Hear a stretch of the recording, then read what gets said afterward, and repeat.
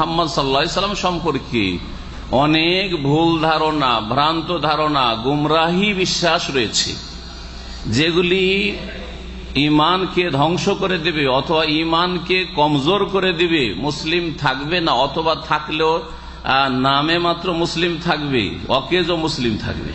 দুই রকম ভুল ধারণাগুলি, দুই রকম। কিছু ভুল ধারণা, ভ্রান্ত আকীদা এমন আছে রাসূল সম্পর্কে যেগুলির কারণে মুসলিমই থাকবে না, এই ভুল ধারণা যদি ভুল বিশ্বাস থাকে তাহলে। আর কিছু আছে যেগুলিতে মুসলিম থাকলেও নামে মাত্র মুসলিম থাকবে, কাজের মুসলিম থাকবে না। দুটোই হচ্ছে গুমরাহি। এই জন্য আল্লাহ সম্পর্কে যেমন সঠিক জ্ঞান রাখতে হবে, আর ভুল বিশ্বাস থেকে, ভ্রান্ত আকীদা থেকে নিজেকে মুক্ত করতে হবে, ঠিক তেমনি তার রাসূল সাল্লাল্লাহু আলাইহি সাল্লাম সম্পর্কে সহি শুদ্ধ আকীদা বিশ্বাস রাখতে হবে, এবং ভুল ভ্রান্ত যেসব বিশ্বাস রয়েছে আর ভুল ভ্রান্তিতে ভরা যেসব আকীদা রয়েছে, শিরকি আকীদা, কুফরি আকীদা বা ঈমান নষ্টকারী আকীদা, ঈমান দুর্বলকারী আকীদা, এইসব ভ্রান্ত আকীদা থেকে বেঁচে থাকতে হবে, কারণ সেগুলি হচ্ছে ভ্রষ্টতা, গুমরাহি। আর গুমরাহির পরিণাম কি? জান্নাত না জাহান্নাম?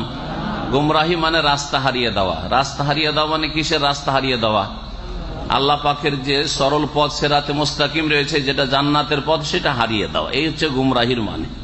রাস্তা হারিয়ে যাওয়াকে দলালা বলে। আল্লাহ পাক কোরআন কারীমে দলালের কথা বলেছেন। ফামাযা বাদাল হাক্কি ইল্লা দলাল। হক হচ্ছে, সত্য হচ্ছে একটা, আর এই একটি সত্যর পরে, একটি সত্য পথের পরে যতগুলি আছে সবগুলি হচ্ছে দলাল, গুমরাহি। ডানে বহু ভুল রাস্তা আছে, বামে ভুল রাস্তা আছে। আপনি কোন জায়গায় গেলে রাস্তা একটা আপনাকে গন্তব্যস্থানে পৌঁছে, বাকি রাস্তাগুলি সব আপনাকে ভুল পথে নিয়ে যাবে। ফামাযা বাদাল হাক্কি ইল্লা দলাল। প্রিয় নবী মুহাম্মদ রাসূলুল্লাহ সাল্লাল্লাহু আলাইহি সাল্লামের সুন্নতি খুতবা আপনাদের সামনে পড়েছি, এবং নবী সাল্লাল্লাহু আলাইহি ওয়াসাল্লাম সবসময় পড়তেন এটি, যখনই কোনো আলোচনা করতেন প্রয়োজনে। কুল্লু দলালাতিন ফিন্নার, শেষ বাক্যটি শুধু বলবো আজকে, কুল্লু দলালাতিন ফিন্নার। প্রত্যেক গুমরাহি মানে রাস্তা হারিয়ে দেওয়া, প্রত্যেক রাস্তা হারিয়ে দেওয়ার পরিণাম হচ্ছে ফিন্নার, জাহান্নামে যাওয়া। যদি রাসূল সম্পর্কে রাস্তা হারিয়ে দিয়ে বিশ্বাস রাখেন, তাহলে তার শেষ পরিণাম হচ্ছে জাহান্নামে যাওয়া। আল্লাহ রাব্বুল আলামিন রাসূলুল্লাহ সাল্লাল্লাহু আলাইহি ওয়াসাল্লামের মর্যাদা সম্পর্কে কোরআনে কারীমে স্পষ্ট ধারণা দিয়েছেন যে তার মর্যাদা কি, এবং যে কোনো ব্যক্তির, যে কোনো মানুষের, ছোট হোক আর বড় হোক, মর্যাদার দুটা দিক আছে। একটা নিচের দিক, যার নিচে নামানো যাবে না, আর একটা হচ্ছে ওপর দিক, যার ওপরে উঠানো যাবে না। বুঝছেন না? বুঝছেন না? আপনি একজন ছেলে মেয়ের বাপ হিসাবে আপনার একটা মর্যাদা আছে। আপনি একজন বয়স্ক মানুষ, 40 বছরের মানুষ, একজন মানুষ হিসাবে আপনার একটা মর্যাদা আছে। সেই মর্যাদার নিচে আপনাকে পশু ধারণা করা যাবে না। যাবে? বা আপনাকে মানুষই কেউ গণ্য করে না, এটা যাবে? যাবে না। মানুষ হিসাবে আপনার মর্যাদার একটা সীমা আছে, ওর ওপরে মনে করা যে এ হচ্ছে নিষ্পাপ, এ হচ্ছে নির্ভুল, তার পরে অসাধারণ কিছু তার মধ্যে মনে করা, এটা যাবে না। সীমানা ওপর দিকে আপনি ক্রস করে যাচ্ছেন, দুটোই চলবে না। নিচে নামানো যাবে না কোনো মানুষকে, যা আল্লাহ তাকে মর্যাদা দিয়েছেন, আর ওপরে উঠানো যাবে না। এই কথাগুলি তাহলে বুঝছেন, তাই না? তো এটা শুধু আপনার ক্ষেত্রে, আমার ক্ষেত্রে, আর রাসূলের ক্ষেত্রেও, রাসূল সাল্লাল্লাহু আলাইহি ওয়াসাল্লামের ক্ষেত্রেও এই কথাই মনে রাখতে হবে। এই আলেম সমাজকে নিচে নামানো যাবে না, আবার উপরে এত বেশি উঠানো যাবে না যেটা তার, যেই যোগ্যতা বা যেটা তার হক নাই। তাকে যদি আলেমদের যদি সাহাবীর মতো করেন, তো আপনি সাহাবীদের সাথে বেয়াদবি করলেন না? আপনারা যদি কাউকে ডাকেন, আরব দেশে অনেকে ডাকে, সে মুদির নাই, কিন্তু বলছে মুদির, তার মানে কি? তার সাথে ঠাট্টা মস্করা করছেন না? করছেন না? তাহলে যেটা মর্যাদা দেওয়া হয়েছে তার উপরে উঠানো মানে ঠাট্টা মস্করা করা, তার সাথে উপহাস করা, আর নিচে নামান তো মানহানি করা, দুটোই হচ্ছে হারাম, তাই না? তো রাসূলুল্লাহ সাল্লাল্লাহু আলাইহি ওয়াসাল্লাম সম্পর্কে তার যে এই নিচের দিকে যে মর্যাদা রয়েছে, তার নিচে নামানো যাবে না, আর ওপর দিকে যে মর্যাদা রয়েছে তার ওপরে উঠানো যাবে না। এই দুটি কথা কোরআনে বলা হয়েছে, রাসূলের হাদিসে বলা হয়েছে। কি বলা হয়েছে বলতে পারেন? একটু আগে যে আলোচনা করে শুনছিলেন সে আলোচনাতে কিন্তু এসছে, আরবিতে এসছে আর বাংলাতে এসেছে যে মোহাম্মদ হচ্ছেন কে। যদি আপনাকে প্রশ্ন করি যে মোহাম্মদ কে, তো কি বলবেন? সাল্লাল্লাহু আলাইহি ওয়াসাল্লাম। নাম আসলে দুরূদ পড়বেন। মোহাম্মদ সাল্লাল্লাহু আলাইহি ওয়াসাল্লাম কে, তো কি উত্তর দেবেন? একজন বলেন, হাত উঠান। কি বলবেন? আল্লাহর বান্দা এক, আর আরেকটা হচ্ছে রাসূল। জি, আল্লাহর বান্দা এবং রাসূল। রাসূলের নিচে নামানো যাবে? রাসূলের নিচে নামানো যেন রাসূল নয়। কেউ যদি বলে যে রাসূল নয়, তো সে মুসলিম না কাফের? কাফের। কোন মুসলিমের সন্তান যদি বলে যে মোহাম্মদ রাসূল নয়, তো মুসলিম না কাফের? মুরতাদ। ঠিক না? কেউ যদি নামাজ পড়ছে আর বলছে যে মোহাম্মদ রাসূল নয়, তো সে মুসলিম? নামাজ পড়ে মুসলিম না। এবার বুঝতে পারছেন? তাহলে তো রসুলের নিচে নামানো যাবে না। কথা বোঝা গেছে না? জি হ্যাঁ, সর্বশেষে এইদিকে রসুলটা আপনাকে মানতে হবে। ওপর দিকে যত তার মধ্যে গুণ আছে, হ্যাঁ, ইন্নাকা লাআলা খুলুকিন আযীম, মহান চরিত্রের অধিকারী তিনি। তার মধ্যে এমন এমন ভালো গুণ ছিল যেই গুণগুলি কোন নবীর মধ্যেও এইভাবে পূর্ণতার সাথে ছিল না। জি, সাধারণ মানুষের মধ্যে থাকা তো দূরের কথা, ভালো করে শুনে। কিন্তু ওপর দিকে একটি মর্যাদা হচ্ছে, সেটা তিনি বান্দা না বান্দা। ওই যে দুটা কথা বলে, দুটার মধ্যে রাখতে হবে, রাসূল আর বান্দা। কালেমা শাহাদাত আমার দেশের লোকেরা যে মুখস্থ রেখেছে, যদিও কালেমাগুলি হাদিসে নেই, কিন্তু কথাগুলি ঠিক, কথাগুলি কোরআন হাদিস থেকে নেওয়া। এই যে 5 কালেমায় পড়তে হবে এমন কথা ইসলামে নেই, এগুলো মানুষের বানানো, আলেমদের বানানো বা এক সেই লোকদের বানানো। কিন্তু কালেমাতে যে কথাগুলি আছে সেগুলি কথা হক কথা, মানে এই বাক্যগুলি হচ্ছে ইসলামিক বাক্য, কিন্তু এগুলো পাঠ করতে হবে মুসলিম হওয়ার জন্য। এগুলি হচ্ছে বেদাতি ধারণা, ভ্রান্ত ধারণা। তো কালেমা শাহাদাত আমরা ছোট কালে মুখস্থ, যে পহিলা কলমা তৈয়ব আছে না নাই আমার দেশে? জি, মক্তবে এরকম করে মুখস্থ করিয়েছে। দুসরা কালমা, দ্বিতীয় কালমা শাহাদাত। কালমা শাহাদাতটা পড়েন তো দেখি একটু। আশহাদু আল্লা ইলাহা ইল্লাল্লাহ, আল্লাহ সম্পর্কে বলে, ওয়াশহাদু আন্না মুহাম্মাদান আবদুহু ওয়া রাসূলুহু। এই দুটো কথা মনে রাখবেন।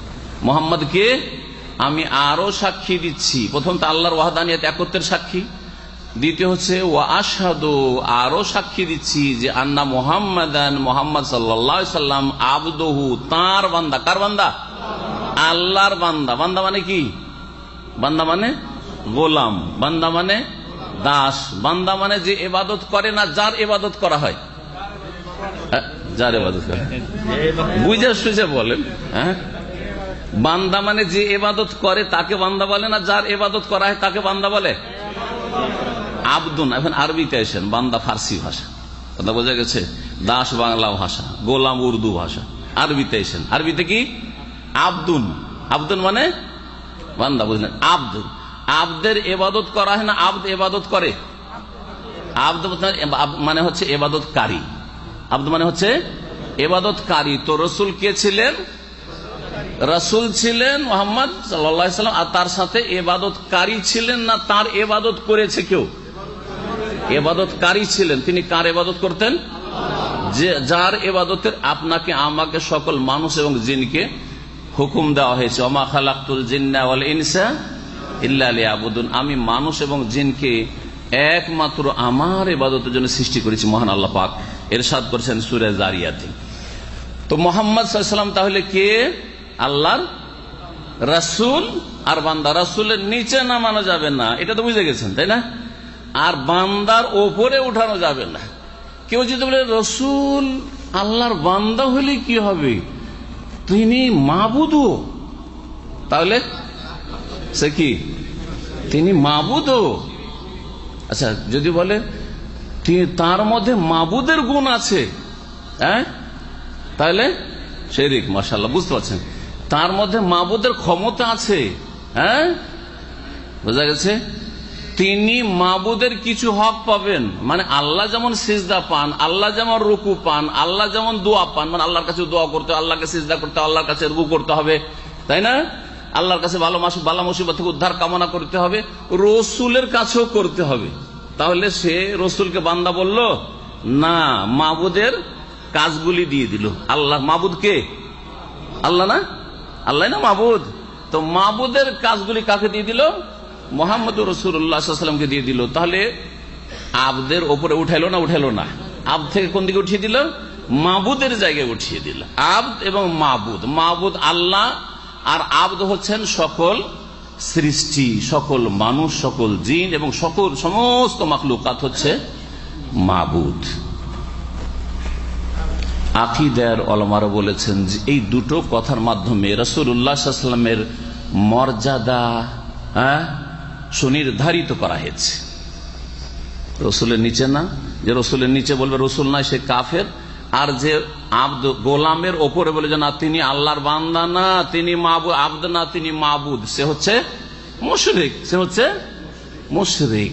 তাহলে একজন নাস্তিক যদি বলে মোহাম্মদকে রসুল মানি না, সে কি? সে নাস্তিক, কাফের। আর একজন মুসলিম মুসল্লি যদি বলে যে রসুলকে আমি সিজদা করি, রসুলের কবরকে সিজদা করি, তাহলে সে কে? মুশরিক। এটা বুঝতে পারছেন? জি হ্যাঁ, এই দুটোর মাঝখানে রাসূলুল্লাহ সাল্লাল্লাহু আলাইহি ওয়াসাল্লামের মর্যাদা। এই দুটো হচ্ছে রাসূলুল্লাহ সাল্লাল্লাহু আলাইহি ওয়াসাল্লামের বড় গুণ। কোরআনে কারিমে যেমন মুহাম্মাদুর রাসূলুল্লাহ কি বলেছেন আল্লাহ? মুহাম্মদ হচ্ছেন আল্লাহর রাসূল। তেমনি আল্লাহ মেরাজের আয়াতে বলছেন সুবহানাল্লাযী আসরা বিআবদিহি, পাক পবিত্র সেই সত্তা, সেই জাত যিনি রাতারাতি ভ্রমণ করিয়েছেন তার বান্দাকে, তার গোলামকে। তাবারাকাল্লাযী নাযালাল ফুরকানা আলা আবদিহি, বরকতময় সেই সত্তা যিনি নাযালাল ফুরকান, আল ফুরকান কোরআন নাযিল করেছেন তার বান্দা গোলামের উপর। বুঝা গেছে না?